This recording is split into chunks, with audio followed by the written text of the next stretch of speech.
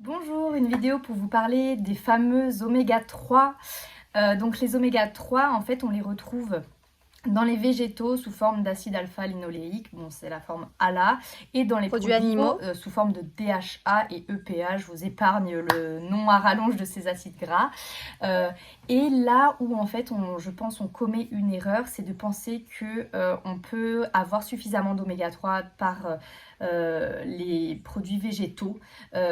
C'est faux dans le sens où à partir donc des oméga 3 végétaux ALA, on va former, l'organisme va réussir à convertir environ 1 à 10% de cet acide alpha-linoléique en EPA.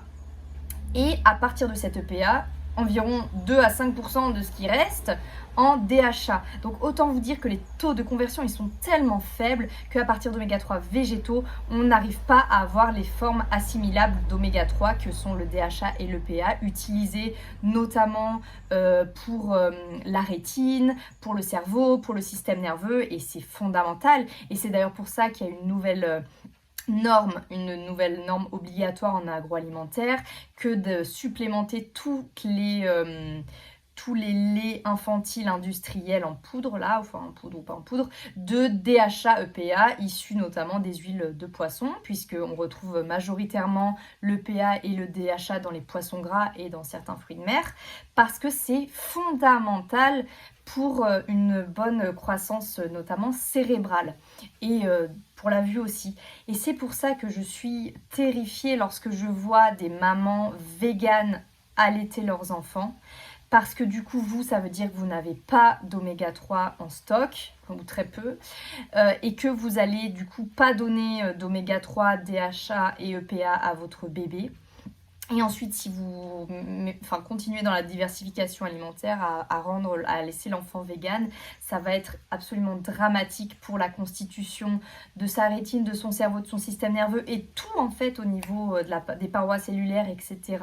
C'est une grande catastrophe et vous ne le savez pas, mais ce que vous faites en fait c'est criminel, et c'est pour ça que j'ai vraiment besoin d'informer les gens là-dessus. Attention, attention, être vegan, finalement c'est contre nature. Peut-être qu'à l'âge adulte on peut s'en sortir quelques années, ok, mais surtout sur un enfant en pleine croissance, c'est criminel. Et vous ne le savez pas parce que vous voyez justement la cause hyper noble de protéger les animaux. Mais je trouve ça merveilleux. Et franchement, je suis la première à être gaga des animaux. Mais là-dessus, on ne peut pas être vegan. Surtout pas pour un enfant. Si vous êtes enceinte, allaitante, en période de préconception ou pour votre enfant, il est interdit d'avoir un régime vegan. Interdit. Vous allez vraiment nuire à la santé.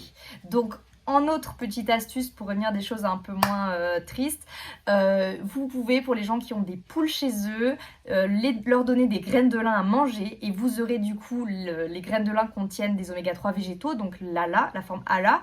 Elles vont convertir les poules en DHA, et vous aurez des œufs riches en DHA dans le jaune de l'œuf. Donc ça c'est top du top, petite astuce.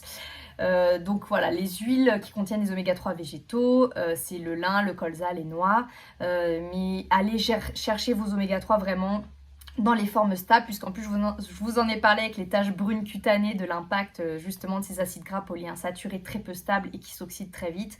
Donc allez plutôt le chercher dans les poissons gras, et comme je vous ai dit avec ma vidéo sur les métaux lourds, dans les petits poissons gras de début de chaîne alimentaire qui ne contiennent pas trop de métaux lourds, les maquereaux, le hareng, éventuellement la sardine, voilà, et dans certains fruits de mer. Bon bah j'espère que ça vous aura été utile, et je me ferai un plaisir de répondre à vos questions. Au revoir.